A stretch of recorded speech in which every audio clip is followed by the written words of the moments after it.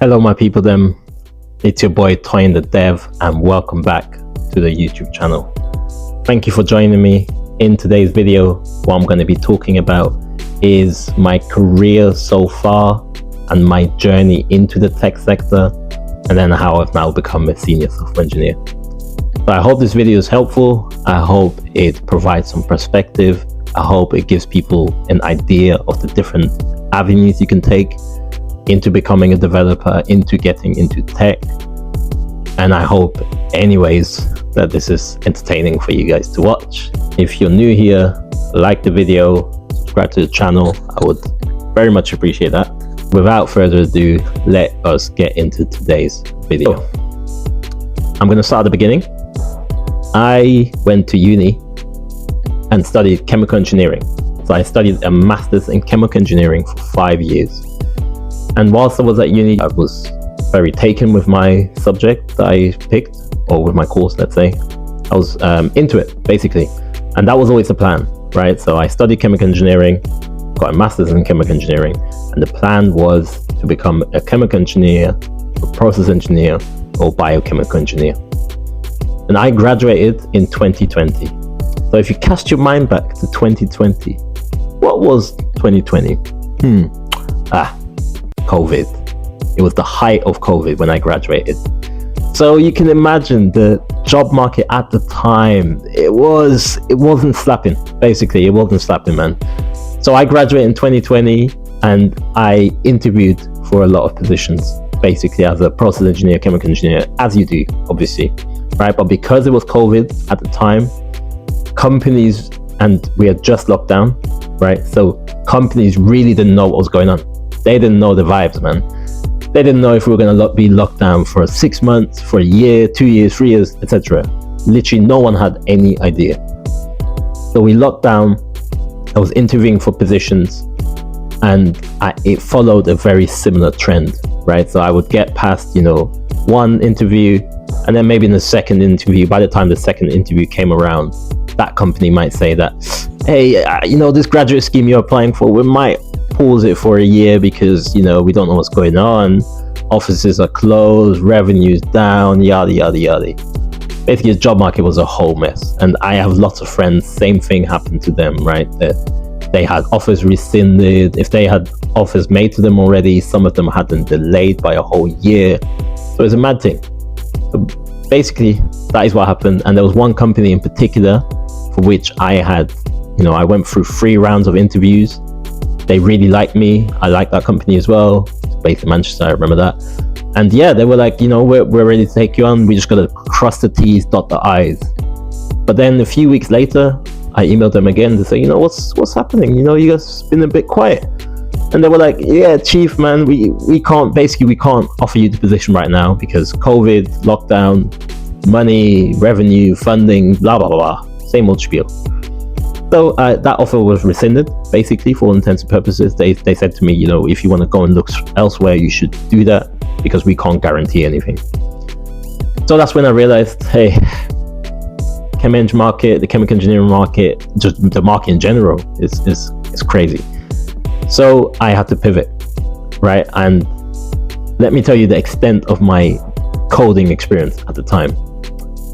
The extent of my coding experience was I had used MATLAB, actually, which is like a software that engineers use basically to solve mathematical equations for the most part, right? So you kind of write code, but it's not real code, proper code, but it's kind of like pseudocode to solve mathematical equations.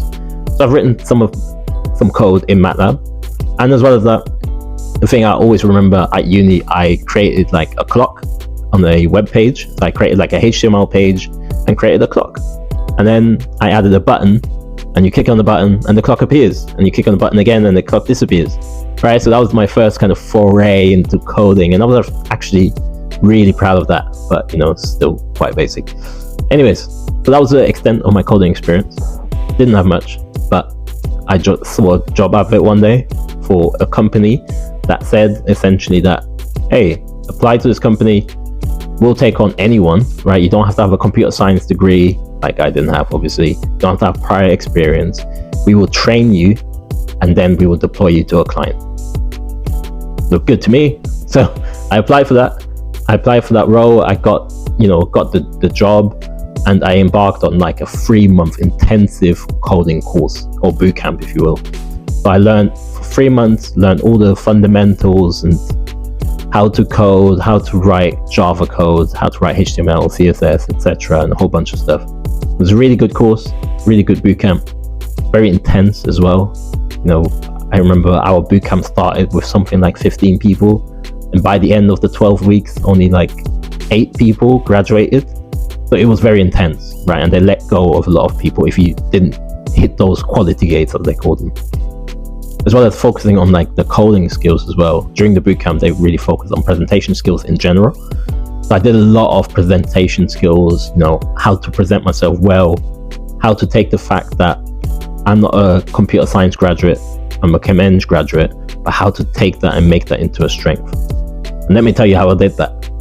So in chemical engineering, it is all about flows, right? How much stuff goes in to this thing, how much stuff comes out, what comes out, at what rate does it come out, etc., etc. That is what chemical engineering is all about. And then how big do you need to make this black box for the stuff that you're putting in to get X amount of stuff out? So chemical engineering is all about flows, it's all about problem solving, it's all about making trade-offs. And that way of thinking, that problem solving, that logical way of thinking is what I turned into a massive strength for me. And when I did interviews, I made sure that I really emphasized that fact. So anyways, I did that 3-month bootcamp. I did pretty well, but it was difficult, but I did pretty well. And at the end of that, interviews started rolling around. So after a couple of weeks, after I finished my kind of bootcamp, I had an interview with this client, basically. And, I went to the interview. The interview I thought went really well, and it did go really well. And they offered me the position a couple of days later, basically. And when I say position, it is that my parent company, I interviewed with a client, and the client said, we really like this guy, so, let's bring him on board. So obviously that was great. And I started at this company, with the client anyway, like a couple of months after that, because I was getting like security clearance and those sort of things. So I started a couple of months after that, and that's how I became a software engineer for all intents and purposes. Right, so I worked at this company, I worked on this client site for 2 years, and obviously for my parent company. And after 2 years, I then decided to leave and take another job. And that's how I'm now a senior software engineer. So I've been working as a senior software engineer for close to 2 years now. Hopefully a lead software engineer very soon, inshallah, but hold tight. But yeah, I've been doing that for 2 years now as a senior software engineer, and it's going really well. And that's essentially how I got into tech and how I became a senior software engineer and where I am at the moment. A couple of things. It is never a bad thing to make a pivot into tech. As I told you, you can always turn those things into strengths. You can always turn those things into things that set you apart and make you different. You should always find a way to turn what you have into a strength for that particular thing that you're going for.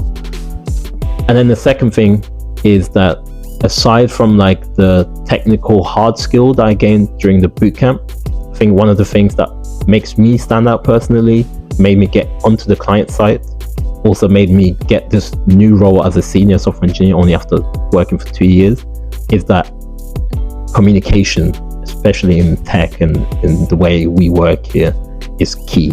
It's the number one skill that you need to have in this role. Being able to talk to people, talk to different kinds of people, right? Some of them are technical, some of them aren't, some of them higher up, some of them are lower down. Being able to talk to them, explain things very clearly is such a massive skill. I think in general, communication is such a huge skill in most people's careers. But anyways, yeah, I'm gonna stop rambling there. Thank you so much for listening. As I said earlier, like the video, subscribe to the channel, and I will end it there. Peace.